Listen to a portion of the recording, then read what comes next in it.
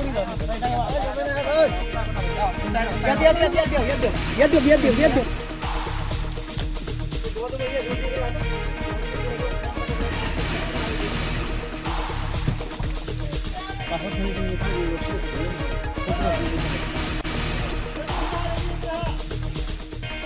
হয়ে না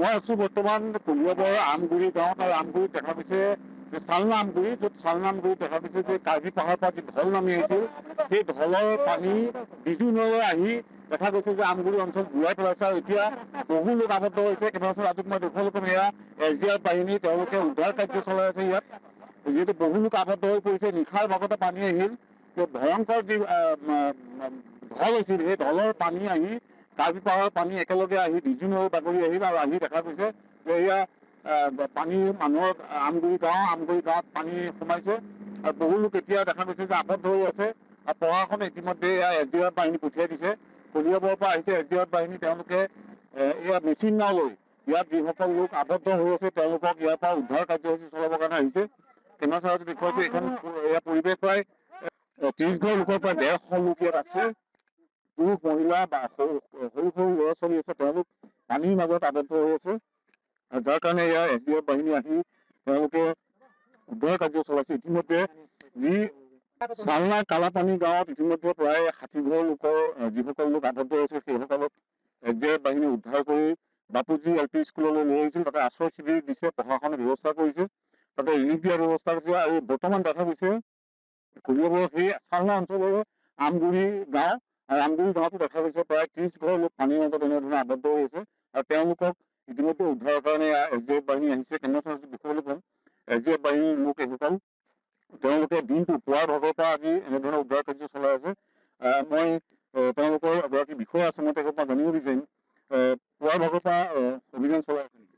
হয়, আমি আমাক ৰাতিপুৱাই আমাৰ কলিয়াবৰৰ এই চাৰ্কল অফিচাৰৰ পৰা আমি গম পালোঁ আমাৰ এই চালনা, লেংটেং, আমনি আৰু কালাপানী আৰু আমগুৰি মানে বহুত ঘৰ মানে পানীৰ তলত ডুব গৈ আছে। আৰু আমাক খবৰ দিছে আমি ততাতৈয়াকৈ সোনকালে মানে যিমান সোনকালে পাৰোঁ আহি এই মানুহখিনিক মানে উদ্ধাৰ কৰাৰ কাৰণে আমি চেষ্টা কৰি আছোঁ ৰাতিপুৱাৰ পৰা।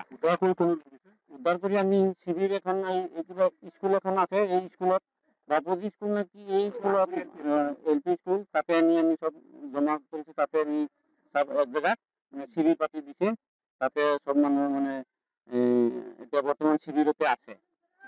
ইয়াতে মই স্থানীয় লোক আছে, কি ক'ব কিমান ঘৰ মানুহ ইয়াতে এই আমগুৰি গাঁৱত আমাক কৈছে যে 30 ঘৰ মানুহ আছে।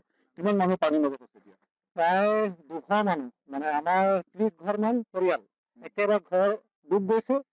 আমাৰ ওচৰতে বিজু নদী